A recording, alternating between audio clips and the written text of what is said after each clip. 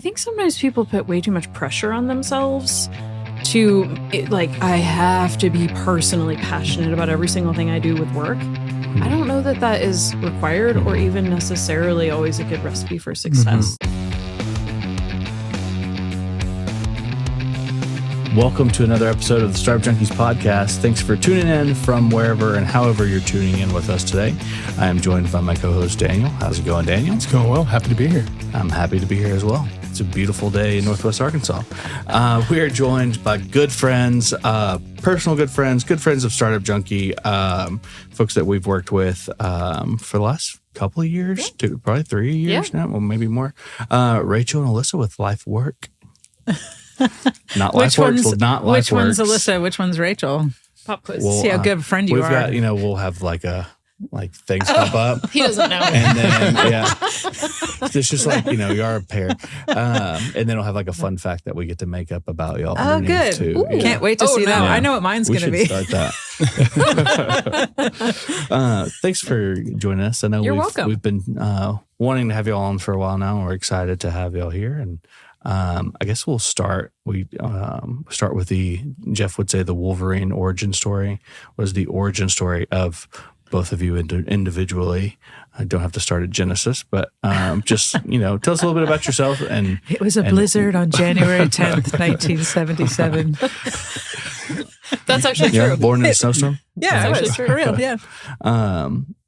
So, tell us about yourself. In addition to the Born in the Blizzard, it makes me think of Elvis's "In the Ghetto," and rude. Not you specifically, but the genesis of LifeWork. Okay. Oh, LifeWork. Yeah, not us. Both. Yeah, well, a little bit of both. Dang it! People want to know about y'all as well. Okay, well, you started with the Blizzard story, so you go. Genesis. So I really was born in a blizzard, and my mom had to have a police escort to the hospital because they couldn't get through the roads. Wow. So extra. I am extra. I mean, that really has defined my life.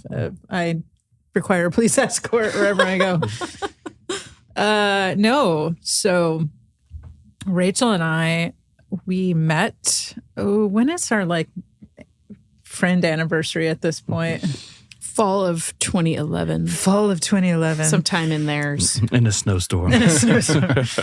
We actually worked at the same company. We were both in the human resources department, but not to be confused with what we were doing. We actually were in what was called kind of talent management. So we did all the fun stuff of HR. Mm-hmm. And I didn't really know what to think of her. You're probably going to learn something about. I actually have an email where you recounted to the team what you thought of me. Oh, good. But we'll save that for another time. You kept it? Yeah, on our D-Day, I went through and kept a bunch of emails, personal emails. What did I say? What did I say about you?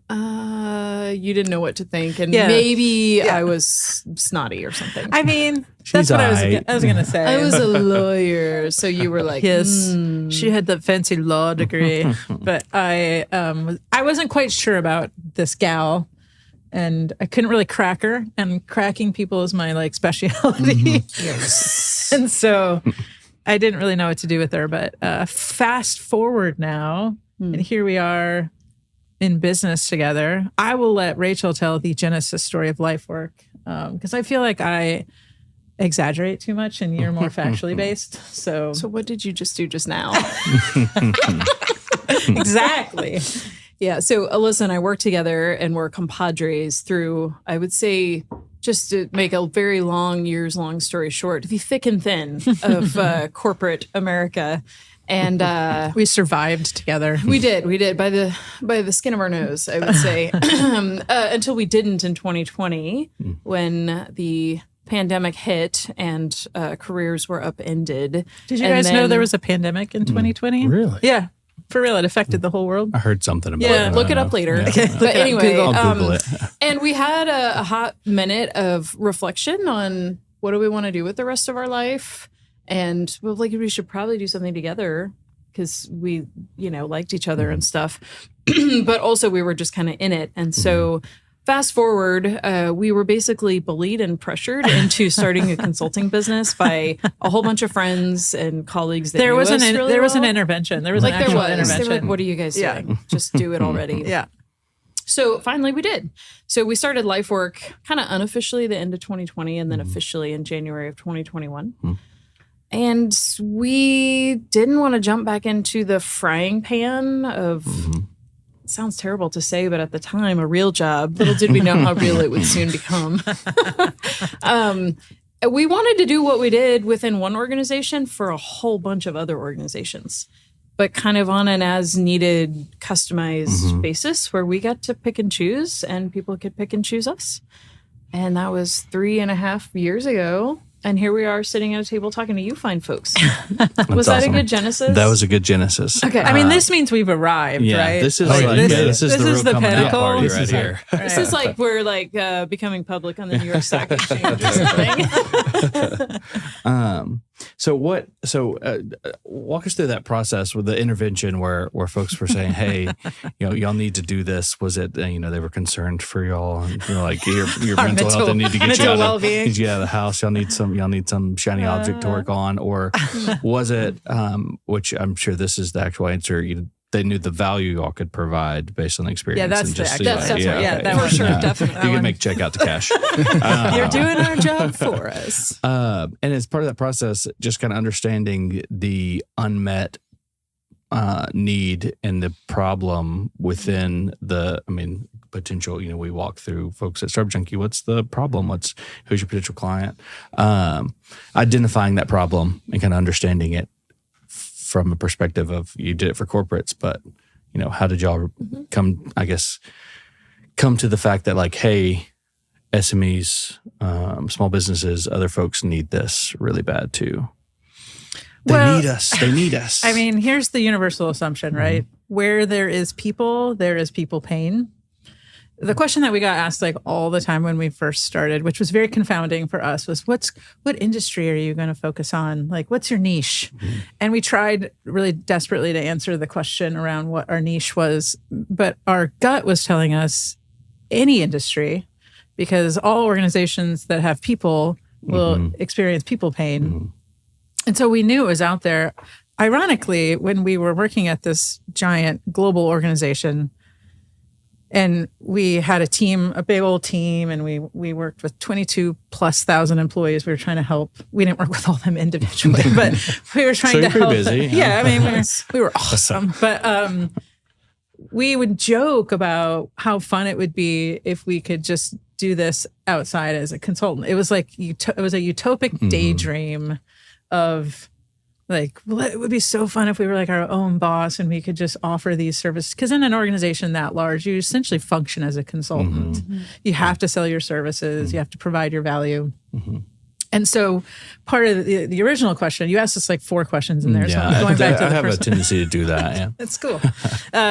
Was the intervention. So our mentor, former boss who had been our boss for years, and our mentor, and then a really good friend who kind of lived a life with us for a really long time, they just kept saying, but you said the dream was being a consultant. You said the dream was not going back to the grind. And we're like, yes, but we didn't think like that was going to happen. But like, it's a dream. But you said it, so like, holding but you it's to a dream. That was all when it was not going to happen and impossible. Yeah, it was hypothetical. And the intervention actually was held at a Panera Bread. And I remember this Public to this day. Treat the lemonade. No. Our friend was like, let's just walk through the pros and cons. Let's just make a list. So She was so cute. in the spirit of consultancy, right? We made a pro and con list. And everything on the con list was fear-based. So every answer on that side was around no security, no regular paycheck, no 401k. Like it was all around the idea of going out on our own was lacking a giant safety net. And then the pro column was just full of all of the dream, right? Of what would be possible if we became our own boss ladies and fast forward, and here we are. The person that held the intervention was a director of one of the largest nonprofits in the area. And so she said, she's wily, this one. She said, come and do work, do pro bono. So she got it for free. So she's super wily. Come do pro bono work for my organization and just see Feel it out. Yeah. Check it out. Yes, check it out. And then from there, another nonprofit wanted our services. And so we actually had clients before we had an official name. And then we kind of looked at each other at one point and we just had to decide, so we're going to do this. Like we're going to stop sending in resumes and we're going to actually do this. That felt good to have to stop doing that. It did feel real good. And I think about the pros and the cons. The cons, were related to kind of the safety net. What I think, if you look at statistics, I think a lot of people started businesses after the pandemic because I think that fear-based, those cons are what prevent people from starting a business at any point in time. And then the pandemic showed people, there really isn't a safety net a lot of the times. I mean, we used to do career fairs when I first started Startup Junkie, and all the kids lined up at the enterprises. That's the real job. Right. That's the security.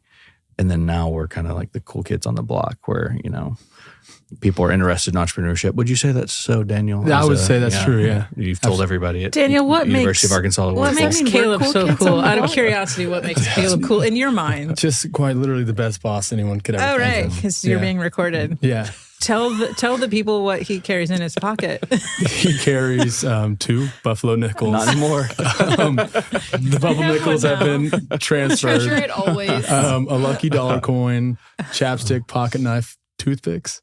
Sometimes. Sometimes, yeah. Occasionally. Depends on how he feels. Yeah. I feel like that's cool. Yeah, it's it's pretty cool. He's always prepared. Well, then you say you bet somebody, I bet you a buffalo nickel, this, say that, or that the a other. lot. And Does then that happen? boom, and then boom. Well, I do. I tell that to people, and then Is that the shtick? Is that I've then- never and actually then- heard why you carry the buffalo nickels that's in part your of pocket. it. Yeah, that was part of it. It's just Okay. like, well, I bet you a buffalo nickel or something along those lines. they're And then it's rare. like, got one. Drop the mic. What a Boy Scout. Essentially. Sick burn. Anyway, so the Caleb. question was, Yeah. So it was more of a statement, I guess. Yeah. The cons are with starting a business are cons, and there's no real security anywhere. And I think the pandemic showed that to Yeah, people because 100%. no job's 100% secure. Yeah, and I think, we work a lot now with clients. We do a lot of executive coaching. So we work with clients on that kind of personal, professional growth level, And I'm a as client. well as organizationally. We help organizations with all kinds of culture and team challenges. But I do think that the pandemic shifted, at least in some of our consciousness, it's not a linear path. We're taught by and large through our education and sometimes our family experiences that stability and security and seniority, and so this rise that looks like this and that's not bouncing all around is the clearer way to security and success. But I think in my role at our previous organization, I led recruiting, and we were starting to really see a lot of the wheels come off of the sort of philosophy that we need to see somebody stay with a company for a really, really long time before we think that they're the kind of person we want to hire. And we had started to really poke holes in that because that was so often not at all indicative of their success. And so I think that's something that we had to also kind of get behind, that taking a step in a different direction wasn't back or down. It was different. But that was definitely a journey for us, given that we had, for me 10 years, you longer than that, been What on she's that saying very is I'm older than her. I didn't say that exactly. We had kind of been of It's that like mindset. the graphics, like Right. You're going to put 10-year age difference. Subtlety. So I think that was part of the journey as well, and it was hard to wrap our brains around that, especially given when what was in front of us, the fears were legitimate. Oh, for sure. Yeah. And I mean, here's what we knew, right? We were confident in our skills and in being able to help organizations make it a really good place to work. Like, we knew that between the two of us, we had lots of years of experience. I had more years of experience than she did, but we also kind of had this 360-degree view because she owned all the kind of talent processes like recruiting and organizational communication and succession. And I owned all of the learning things like the learning academies and the coaching and anything to kind of help employee development. So between the two of us, we had like this deck of like services that we could offer, which was super unique for a small boutique firm like us because we wanted to walk into organizations and partner. So we don't want to just fulfill one of your people needs.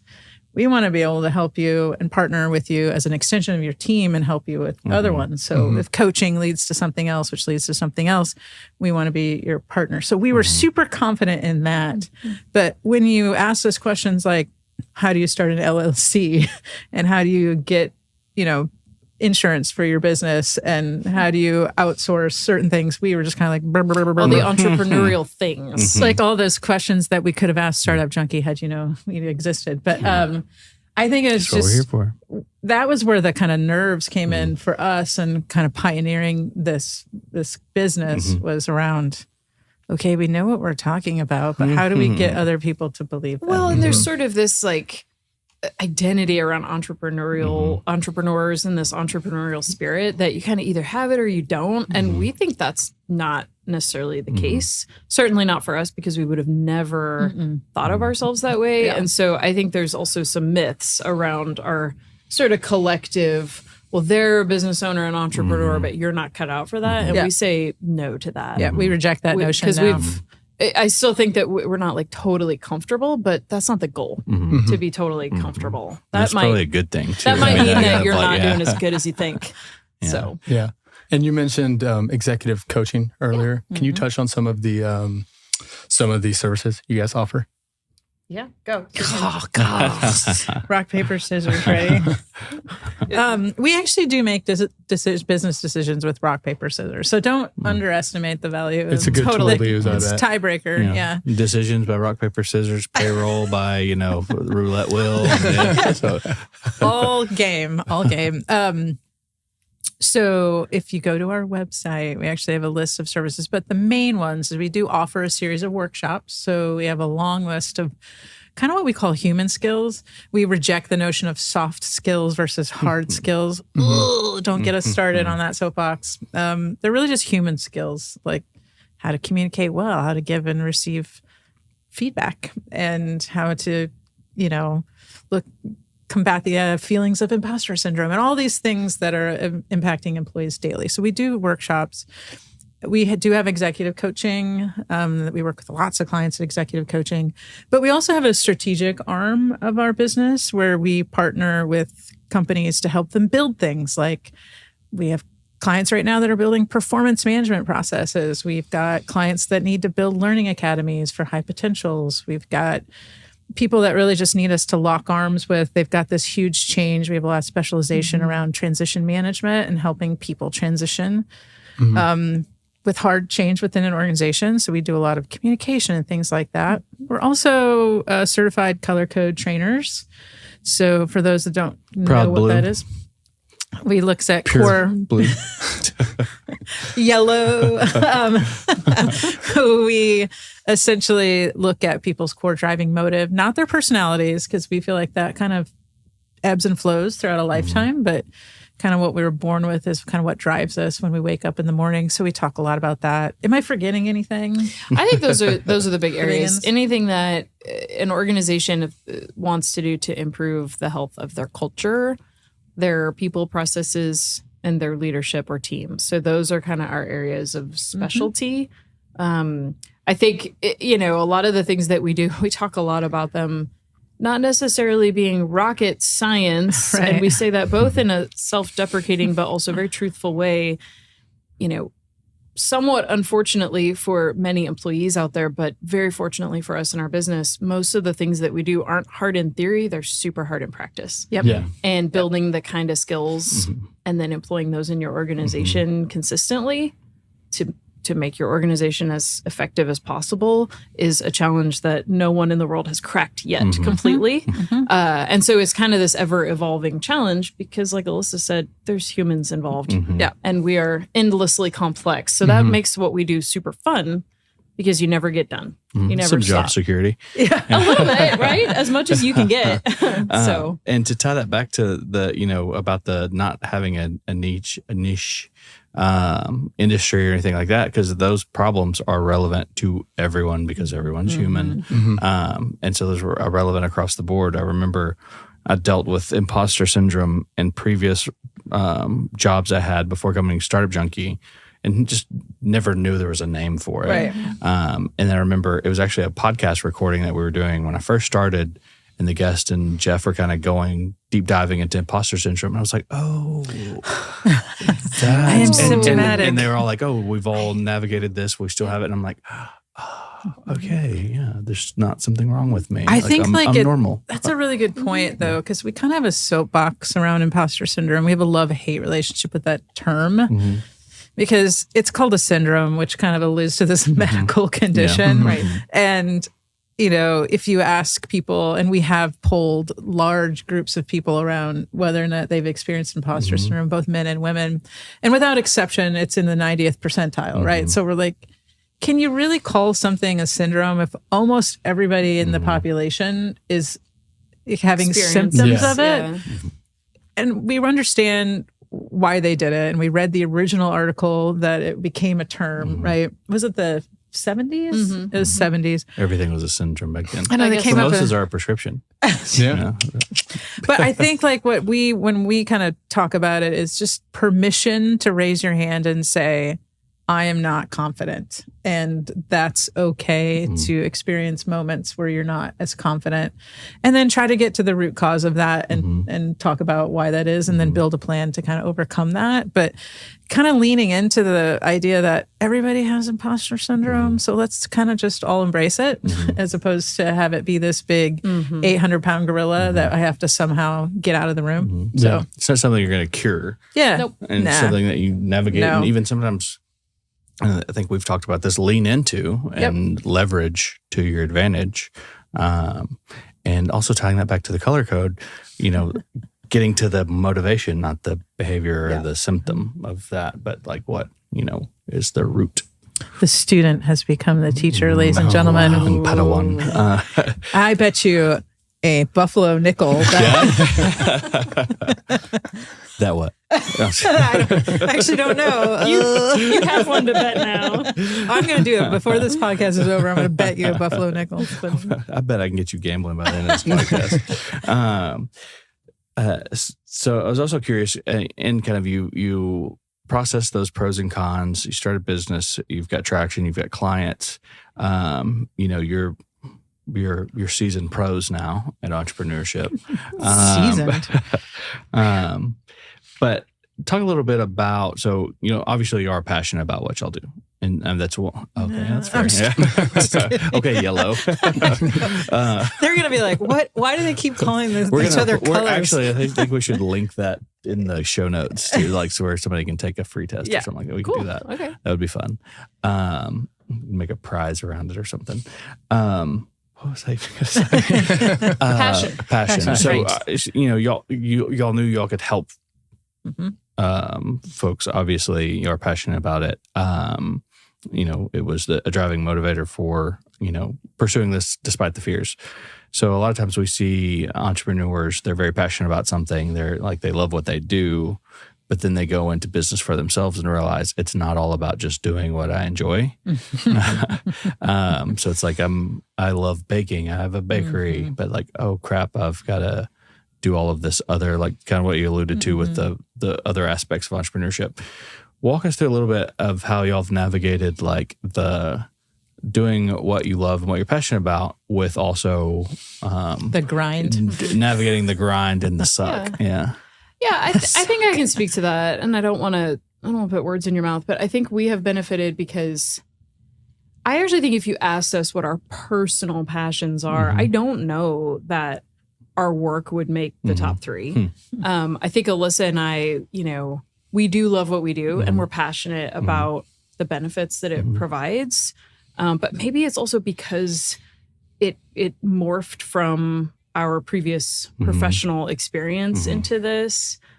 We didn't go take a personal hobby and turn it into our profession, although there are plenty of people that do that and it's super successful. I've actually read a lot, and I think we had one workshop where we talked to it a little bit around it's fantastic for your personal passions to try to make a living at that. But there's also some risk. And I think sometimes people put way too much pressure on themselves to I have to be personally passionate about every single thing I do with work. I don't know that that is required or even necessarily always a good recipe for success. So I think you enjoying what you do, which I would say for both of us, we really enjoy what we do, although we have days where not so much. Finding that healthy balance of I love what I can do and I can help people, but if I didn't do this today, I'd be okay.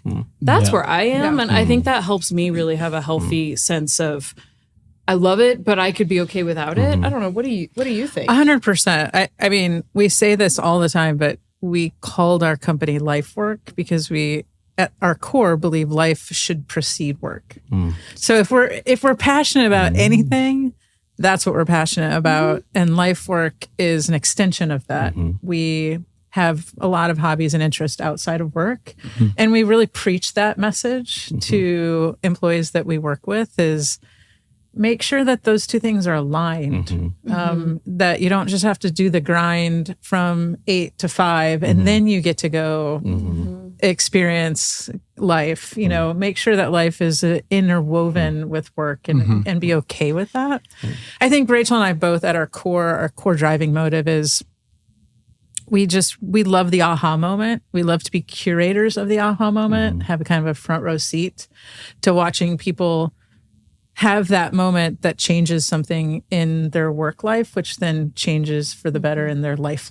And if we can somehow be a conduit of that, that's what we're passionate about. So we're not passionate about doing performance process. We're not passionate about succession plans. We're passionate about helping people in the context of organizations. We're like organizational missionaries, like, hey, live your best life at work, right? And so I think and to Rachel's point, if it all goes away, we still have what's important to us, and that's fully in the life sector and not the work sector. That's going to be the clip, too, that's marketed to the soundbite.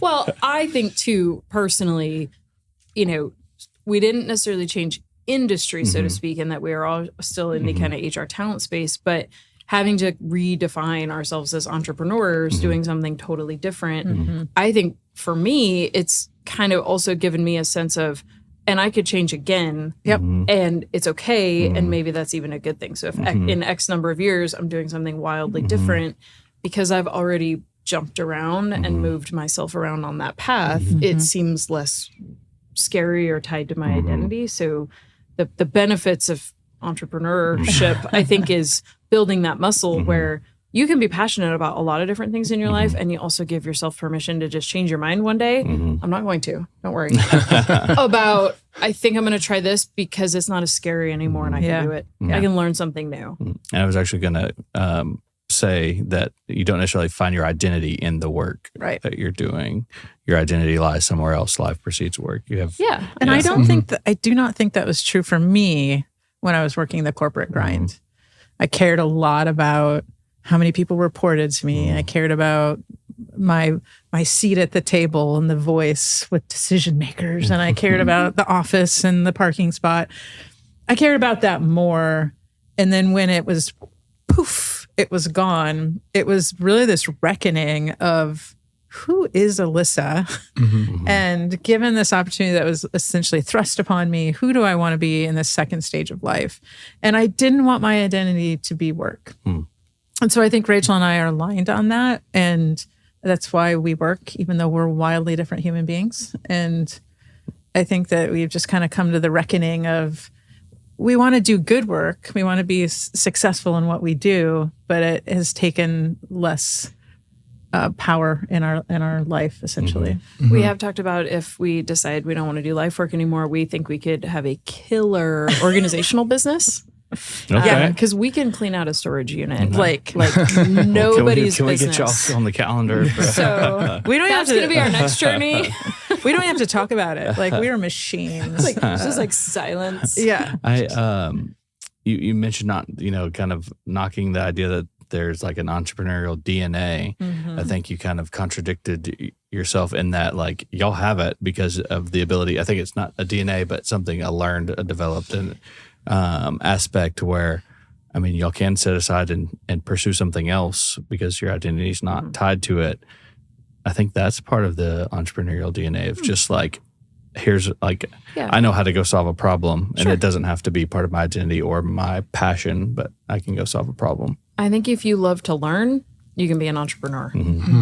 And Alissa and I do share the love of learning and growing. And so as long as you're open to that, and so maybe it's not so much DNA, but you're right. It's a learned skill to be open to learning new things, and also just being totally okay with not knowing. That's what I mean. If anything, we've just had to get really okay with, I don't know. What do you know? I don't know. That's where the rock, paper, scissors That's the comes second in. soundbite right there too. I don't. Let's just solve this the old-fashioned way. It'll be fine. We'll figure it out. We are joking, but like we literally have made decisions with rock, paper, scissors. I think you're right. Like whether or Ray. not to pay taxes or.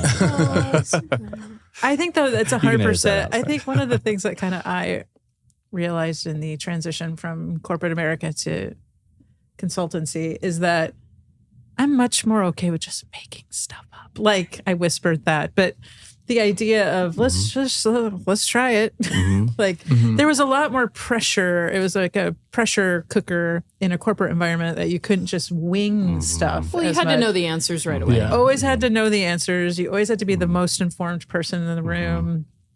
And if you weren't, then you had to fake it real good. You had to justify your existence. Yes. There. Yeah. And now it's like, I am willing to say I don't actually know the answer to that, but doggone it, I'm going to find it for you. Figure it out. Yeah. I think that's another aspect of entrepreneurship and that thread of entrepreneurial drive is the ability, obviously, to a willingness to learn, but a level of comfort with building the plane as you're in the air and kind of, mindset and a willingness to embrace that. Yeah. And also not being super stressed out and like worried about that. Seems like you guys are kind of having fun while you go too. I mean, yes. Yes. Just ask us which day. This is fun. We're drinking mimosas and talking to cool people. Yeah. No, I think you're right. And I refer to my color being yellow. My core driving motive is fun. So fun and freedom are super important to me. And so there has to be an element of that. And what I like about this journey is that it's different every day. So, in our past life, there's some stuff was new, but it was pretty predictable what our journey was going to look like. And this one, no clue. I think though we've really learned. This is year 3.5. Yeah. So had we done this year 1, I think a lot of our answers may have been very different, and you may have caught us on a day where we were scared, and we, I don't think we have those days nearly as much anymore. But I think in those first phases, you have a lot of doubt. And you when you're not seeing progress happening fast enough, or you feel boxed in, we had plenty of hard days and hard conversations around what we were feeling, because it was such a change just for our kind of innate sense of what we needed out of our job. So yes and no. Yes and no. It depends. Is our It official depends. consultant It's answer? different every day. What does winning look like for y'all? Moving forward 5 years down the line. I mean, God bless America. 10 years down the line. Do y'all have that line of sight of what you think winning is, or just enjoying the journey? I think we're wired a little Who's different. the therapist We now? have different turntables turn. Yeah, the tables have turned. We don't have a clear picture of 5-10 years down the road. And I don't know that either of us would use the word winning. Maybe I would in a former life. Kind or of success, maybe. What does use success that. And even look success like? is so squishy. Well, what word do you want? No, I'm just kidding. Can you come up with a better Heisten. word? But I think that in and of itself is kind of the answer. Yeah. So for me, we're always looking to grow within our capacity. And then when our capacity is full, what does that look like? And we've had those conversations and we're getting there. I think we do, just to get specific, we're a small boutique firm. We specialize in kind of custom solutions. And I think for the time being and for a while, that's what we want. So we're not looking to scale at a massive rate because that's just not kind of what we want to do right now. 5-10 years down the road, we'll see. I think for me personally, it's continuing to build security and longevity into the business, but also maintaining a sense of balance in life and maintaining my values. That quite simply, that's what success will be for me. So I don't think, unlike in previous years, it'll be any kind of title or level or position. It'll be continue to do what we do, scale the business of it so that we can build in long-term security. But I think also continue. I never want to be in a position where I don't feel like I can have a very direct impact on individual people. That's what's going to be key for me. So finding a way to lead the business and have that impact as we get bigger will be hard. But that's my challenge. What about you? I mean, ditto. Can I steal your answer? That was pretty good. Sure. I mean, 100%. We are wired differently. And I know Rachel's being very kind because I have been a source of frustration for her as she tries to make 5-year plans. I'm like, whatever. So she's being super nice. Caleb just put it out there. I didn't do it this So time. it's like he planted the question and Rachel's like, yeah, Alyssa, what are we going to do in 5 years? Pass me notes. I mean, look, it's good that we're in business together, right? Because she's much more grounded in the scalability and longevity of the business. I'm very much more of a fly by the seat of my pants, spontaneous, let's take it day at a time. But I know that, that's really important. I know in theory, it's important to think about that. We do have a couple of mentors that have kind of helped guide this conversation, but it is the question around capacity, right? So there's 2 of us and we do outsource what we can, but it's going to get to the point where Rachel and I, being the product at this point, our experience and our know-how are the product. We're going to have to make a decision around, can we keep at this level of capacity and still maintain our life work value of life is more important than work. And then we'll have to make some hard decisions, right? So we are constantly working on business development and how can we bring in scalability in a transactional way so that there's a part of our business that is not reliant on us, but it kind of just churns. We spend the time to build something and then we put it in the universe and let people kind of purchase that thing. So we are working on some of those ideas to build in so that we can scale without losing the kind of small hands-on boutique feel. If y'all have any really good ideas we're here on that front, let us know. We'd be all ears. With the subscription on. I know people keep telling us to do a podcast. They said Victoria earlier said we should record our conversations the way Can we home. hire Victoria on a contract basis to run them for us? Yes. So there's not necessarily like a ever a situation where y'all would expand your team and have folks that are y'all are the product. But is there a situation where you might grow the team to meet capacity, or is there kind of an apprehension to some people say I want to work myself out of my position. Oh no, no. I assume that's not the case, but no, I mean absolutely. We have had some conversations. We're not quite at the place we want to be to do that yet. And part of the challenge is that we originally thought that one really specific thing in our business was going to take off and we were going to be able to become more niche and then everything else was going to fall by the wayside. But what we have experienced is that there's been highs and lows in the different services.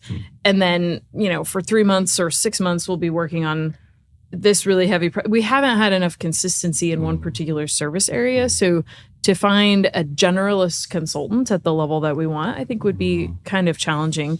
I think we also, we led big teams of people in our former life, and it was wonderful and rewarding in so many ways, but it was also stinking hard, and kind of lonely.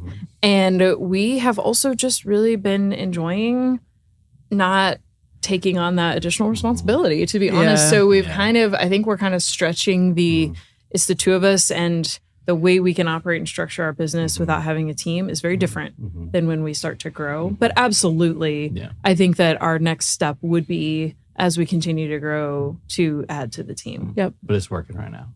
It's working right now, so we're not going to upset the apple cart until we kind of really need to. But I think that will be the point at which we can, start scaling at a different level. We just kind of have to get there first. We're just not quite ready.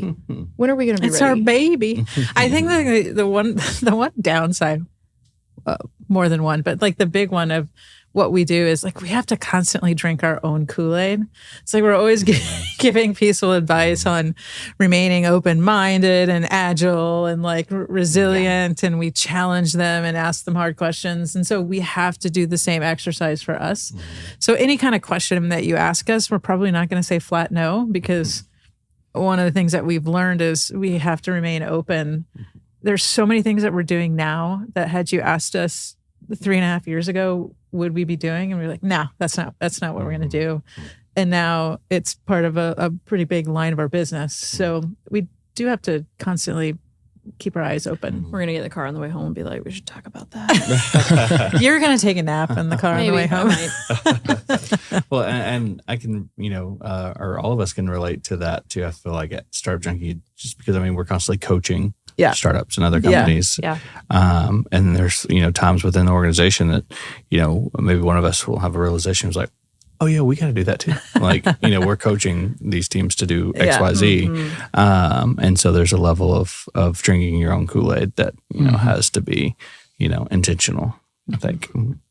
One thing that I think we struggle a little bit with, or at least I do, is constantly feeling pressure to not become stagnant or content, but then also being okay when things are calm and a little bit content. So that's a personal thing, but I think there's also the hustle culture of entrepreneurism is valid, right? You don't want to become stagnant or too content, but I think people being kind to themselves and compassionate around also maybe it's okay if it happens more organically versus constantly having to go.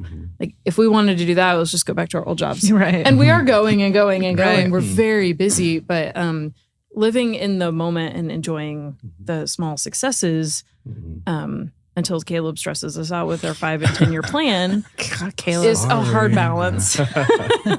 That's your homework. Yeah. Come. Well, Alyssa, we've created a monster. It's payback. Monster. And I know that y'all have to head back before long, and I want y'all to get the opportunity to walk around the farmers market, so we won't keep y'all too much longer. Dan, you want to ask the land the plane question? Absolutely. Yeah. It seems like you guys are in a good spot right now. But if you guys had a time machine, you can go back in time. It could be a year ago, a week ago, a day ago. Back to 2020, January 2021. Or it could go back to the blizzard. If you can go back and give 1977. I would not be alive then. If you guys could go back and give yourself one piece of advice, what would it be? Do you do this to everybody? This is you me. haven't listened to the podcast? I mean, yeah, but I They haven't seen just them don't listen to the all. end. Not to the end, man. I'm just kidding. I'm just kidding. I don't listen to the podcast. Yes, I do. I mean, I feel That's a like great Rachel coaching should question. answer that first for sure. Why You is guys that? play rock, paper, scissors, and whoever Y'all can loses has to answer. flip a buffalo nickel. Dang it, I always go rock because she always goes paper. You can't think I would always be learn. the same thing. I know. Rock, paper, scissors, or people will figure it out. I always panic and I only can think of rock. And then every time. Rock. You guys think I'm kidding. I'm not. If I saw give myself is to be better at rock, paper, scissors. Don't overthink it. One piece of advice. Go. I recently, just as a little a piece of it, like self-promotion, I recently did the commencement address at my alma mater university, in which I had to think long and hard about what I wanted to tell a group of graduates about what I had learned. And I think the big thing was I had to redefine what my idea of success was. So I started the whole speech by everyone was like, what's happening? I stood up and I said, my name's Alissa Owsley. I'm 47 years old. I live with my mother. I've never been married. I have no children. I drive a 10-year-old car. I have high blood pressure and 2 torn rotator cuffs. So quick question to the graduates. Who wants to be me when they grow up? In which was this moment of like total awkward silence. And nobody raised their hand, oddly. And so I said, well, why do you think I'm standing here? Why did they ask me to do this? Am I just a cautionary tale of what not to do when you graduate college? Or is it possible that we have defined success in a terrible way and that we potentially need to look at our narrow-minded idea of success and what it looks like? And so the 3 kind of points that I made, and I'm cheating by using this as my answer, but success is a moving target.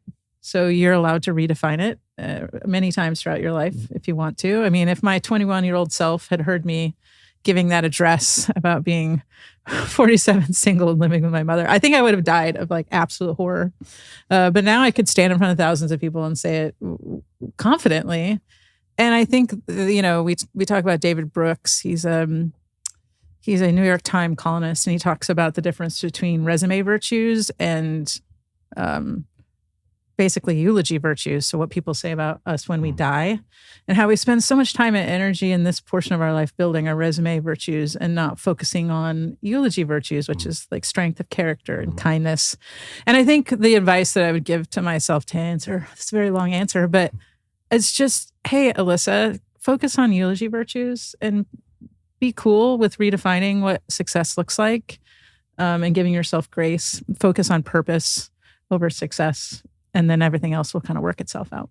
Yeah, that's great advice right there. Did I do good? You did good. I've never heard that answer before. So I think that's a good answer. I mean, I am cheating because I literally just wrote the speech. So yeah, a little bit. But it's all right. Hey, are you sad you're going second now? Well, I got a really great idea while you were talking. I am also going to steal from. Right on. We have a great friend and mentor, same person that Alissa referred to earlier as being our former boss. And she had some advice for us and a group of women that really resonated with me, and me in particular, because I'm terrible at these things. And she said the one piece of advice she would give to people kind of navigating career and life is that it won't always be this way. So if things are awesome right now, it's a reason for gratitude. And if things are terrible, it's a reason for hope. And I think if I had given myself my younger self advice to like chill out and get better at identifying which place you're in and either be grateful or hopeful, it would have saved me a lot of strife trying to make it to a place that didn't really matter. So I'm taking her advice and kind of running with it because she's real smart. She is smart. Does it count if I stolen advice? Yeah, that's good. As long as it's good advice. Shout out to Eileen Grunwald. She has a book on Amazon if you want to read it. Awesome. She should have been on this Walking podcast. Mother Home. Yeah, we'll shout out for her. Can you put the little thing right here? We'll make an introduction. We'll get it right. So our actual final question is... Oh my God. Red herring. Tricksters. Smoke and mirrors over here. 3 hours later. With the presidential election... I'm just kidding. For the folks that are watching, listening, that are interested in connecting with y'all, want to know more, want to learn how to engage with y'all, or just want to know more of your story, how can they connect with y'all? What's the best way? Go social media So manager. we are on 3 social media platforms. We are on LinkedIn and Instagram and Facebook. So they can follow us at LifeWork Talent. We also have lots of stuff and information on our website, lifeworktalent.com. You can send an email to us and talk to us directly there. You're also welcome to reach out to Alissa at lifework.com, lifeworktalent.com, or Rachel at lifeworktalent.com if you want to email us directly.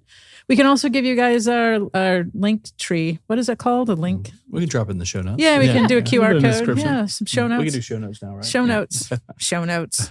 Show notes. For show notes. Hey, I bet you a buffalo nickel that... Dang it. Come on. I couldn't do it. And that's all, folks. It's really like the Looney Tunes, gonna close out. It gets smaller and smaller. I literally, it's a mouse. I'm embarrassed how much my mind has been working on it and came up with nothing. It's going to hit you in the car. Yeah. I'm going to text. In 10 minutes from now, you you're later. gonna have a great idea. Thank you all for coming on. Yeah, thank you you so guys. much. Right on. This was a Nice. really good Thanks. Ecosystem builders, entrepreneurs, chambers of commerce, mayors. If you're interested in taking your economic future into your own hands, we've got a book that can help you. Creating Startup Junkies, Building Sustainable Venture Ecosystems in Unexpected Places is the guide. It's a little bit inspiration. It's a little bit toolkit. What it will allow you to do is take your economic future into your own hands and build a sustainable small business, innovation, and entrepreneurial ecosystem in your backyard. If you'd like to hear more, check out creatingstartupjunkies.com. The Startup Junkie podcast reaches over 100 countries and has had over 100,000 downloads. If you're interested in reaching some of the most motivated and engaged innovators and entrepreneurs on a worldwide basis, give us a shout.